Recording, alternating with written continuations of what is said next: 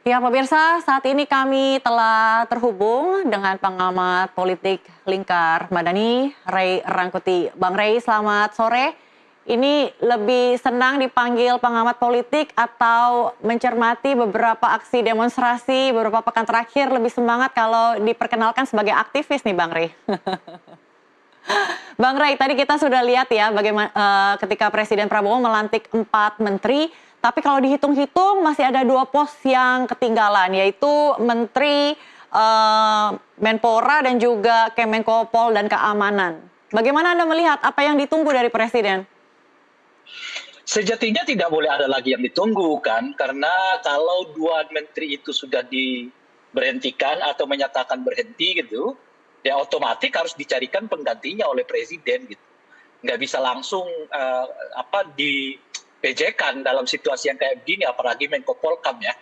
Namanya juga menteri koordinator karena di bawahnya banyak sekali menteri-menteri dan dalam kondisi yang kayak seperti sekarang gitu. Itu satu tuh, itu tentu asumsi ininya ya, asumsi asumsi idealnya gitu. Tetapi tentu menempatkan orang di dalam posisi kementerian itu nggak mudah juga. Pasti banyak pertimbangan ya. Salah satu pertimbangannya itu ya adalah politik. Apakah misalnya menempatkan orang tertentu di dalam bidang-bidang tertentu ini menguntungkan secara politik atau tidak kepada presiden gitu ya.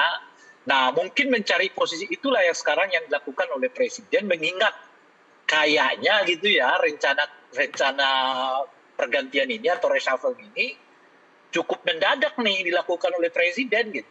Karena tidak ada angin, tidak ada apa-apa, tiba-tiba udah muncul aja ada reshuffle yang dilakukan oleh presiden. Misalnya soal menteri Karding ya, mantan menteri Karding. Saya kira faktor utama dia digantikan tuh karena beredarnya foto ketika main domino itu ya. Gitu. Oh, iya. Jadi bukan karena kinerja, bukan karena apa dan sebagainya. Nah, kalau Artinya buru-buru dong, Bang. Kenapa? Buru-buru ya? Nah iya, karena faktor keburu-buruan itulah yang mengakibatkan tidak mudah sebenarnya mencari orang. Gitu. Nah kalau Budi Ari misalnya, saya kira sudah di dalam rencana Pak Prabowo gitu. Itu soal nunggu waktu. Apalagi digantikan oleh wakil menteri dari Pak Budi sendiri yang merupakan orang Gerindra. Gitu. Jadi kalau Budi ini pengecualian lah. Ini mungkin sudah lama ini hendak dilakukan reshuffle, hanya menunggu waktu gitu. Timingnya Tapi kalau pas. menteri timingnya pas gitu. Kalau menteri Karding, menteri Menko Polkam, lalu siapa lagi menteri olahraga, saya kira dilakukan dalam waktu yang sangat mendadak. Oke, kalau misal tadi Menko Polkam khususnya ya. tentu terkait dengan peristiwa politik yang akhir-akhir ini terjadi kan. Di mana kita melihat ada demonstrasi yang hampir 1 minggu. Agak tidak lazim sebetulnya di dalam aksi-aksi demonstrasi di sekitar 5-6 tahun terakhir ini. Gitu. Biasanya aksi-aksi massa itu ya paling hebat 2 hari gitu ya. Tapi memang gede, besar gitu. Tapi ya cepat sekali juga redam. Gitu. Nah ini bisa sampai 1 minggu bergulir terus gitu. Melihat aksi demonstrasi yang besar menjadi krusial dan kritis ya untuk ada sosok yang mengisi jabatan sebagai Menteri Keamanan gitu. Tadi saya melihat ada Menteri Menhan Syafri Syamsuddin yang juga hadir.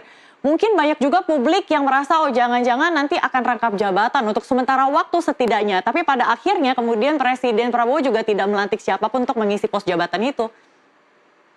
Nah itu tadi karena tidak mudah gitu. Dan cuma memang kalau menariknya itu Budi Gunawan, kenapa mundur gitu ya? Padahal sebetulnya peristiwa demi peristiwa yang terjadi ini tidak langsung kepada dirinya, meskipun ini tentu berada di bawah koordinasinya gitu sebagai Menko Polkam. Gitu. Orang banyak misalnya membicarakan soal pengunduran diri Kapolri, Kapolrinya malah bertahan gitu ya, Menko Polkam yang keluar gitu. Tapi memang di satu segi saya lihat akhir-akhir ini Menko Polkam dalam hal ini adalah Pak Budi Gunawan relatif melemah basis politiknya di lingkaran istana gitu. Nah kalau selama ini beliau dikaitkan misalnya dengan PDI Perjuangan gitu, terakhir-terakhir ini kelihatan juga dukungan terhadap Budi Gunawan dari PDI Perjuangan juga kelihatan nggak sebesar yang diduga ya atau yang dianggap selama ini gitu. Jadi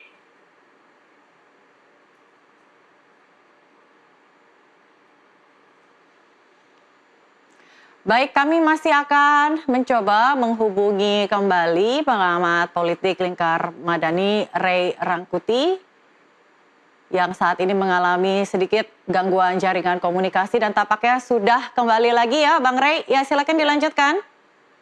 Ya terkait tadi soal Budi Gunawan ya gitu. Kalau Budi Gunawan saya kira sebetulnya kan kalau dalam konteksnya aksi-aksi ini nama beliau nggak pernah disebut-sebut oleh para demonstran. Yeah. Yang banyak disebut oleh demonstran itu kan adalah Kapolri gitu ya.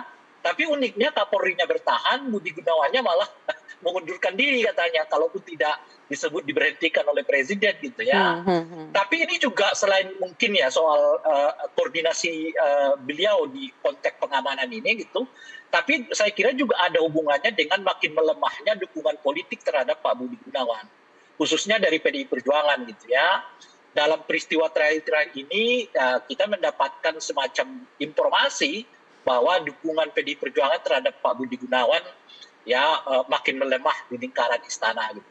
Nah mungkin karena itulah kemudian Pak Budi menarik diri, kalau benar menarik diri gitu ya, mundur gitu karena mungkin ada persoalan dalam koordinasi dengan pejabat-pejabat kementerian yang di dalam koordinasinya gitu, tapi saat yang bersamaan backup politiknya kelihatan makin melemah di lingkaran istana. Gitu. Jadi Anda melihat situasi saat ini menjadi sangat penting ya untuk pos Polkam ini untuk segera diisi. Bagaimana dengan Kementerian Keuangan yang tadi luput untuk Anda sebutkan, Bang Ray? Kalau Menteri Keuangan waktu panas-panasnya demo itu 2728 kan kita sudah mendengar bahwa beliau akan mengundurkan diri gitu ya. Tapi entah kenapa tidak jadi, tapi kemudian sekarang di reshuffle. Saya kira ini soal strategi aja, artinya memang mungkin sejak tanggal 27-28 itu keinginan kuat Ibu Sri Mulyani untuk mundur itu sudah sangat kuat gitu. Nah mungkin soal caranya nih gimana, mengundurkan diri atau di reshuffle langsung gitu. Nah pilihannya seperti yang hari ini kita lihat di reshuffle gitu. Nah tapi apapun pilihannya di reshuffle atau mengundurkan diri, bagi saya Ibu Sri Mulyani itu seperti kehilangan momentum gitu loh. Kehilangan momentum gimana nah, Bang maksudnya? Kehilangan momentum dalam pengertian setelah peristiwa seperti ini terjadi, baru beliau mengundurkan diri kan. Kalau sekiranya misalnya peristiwa yang sebelum-sebelumnya dulu tuh masih ingat di eranya Pak Jokowi, ada nama Sri Mulyani disebut-sebut akan mengundurkan diri karena tidak merasa nyaman dengan situasi politik yang dinastik saat itu gitu. Saya kira orang akan plus dia gitu, akan bertepuk tangan kepada beliau. Tapi situasi yang seperti sekarang ya jelas beliau akan sepi dari tepuk tangan. Orang nggak melihat apa namanya itu. Ini bahasa sederhananya anti klimaks lah Ibu Sri Mulyani ini gitu.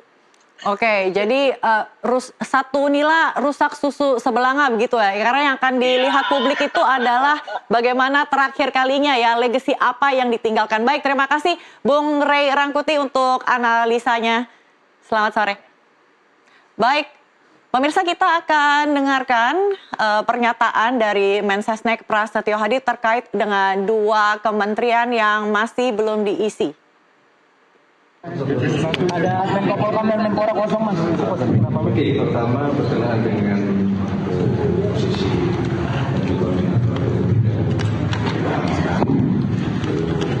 sementara waktu memang presiden belum menuju secara definitif beliau tugaskan menjadi Polkam sehingga sementara waktu beliau akan menunjuk gantung dari untuk menjabat sebagai Siapa itu? Udah nggak diundang. Siapa Pak? Siapa Mas? Ada dong. Namanya dari Menhan Pak. Menhan bener belum?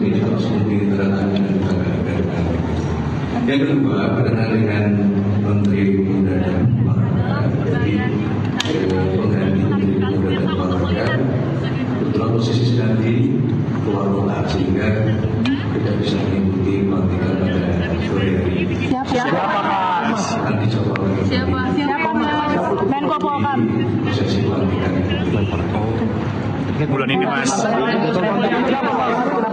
Sekolahnya kapan Mas? Mas mereka mundur atau dicopot Mas? Menteri Keuangan itu mundur atau dicopot? ya kan mundur juga dicoba oleh Bapak Presiden selaku kepala negara dan kepala pemerintahan.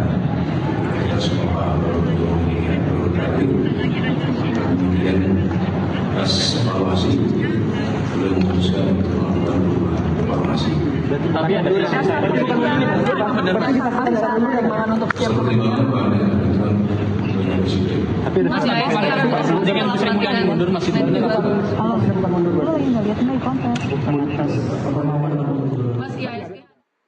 Ya, sekian pemirsa Breaking News NTV. Selamat mengikuti program kami selanjutnya. Saya Desmana Chandra. Terima kasih. Sampai jumpa.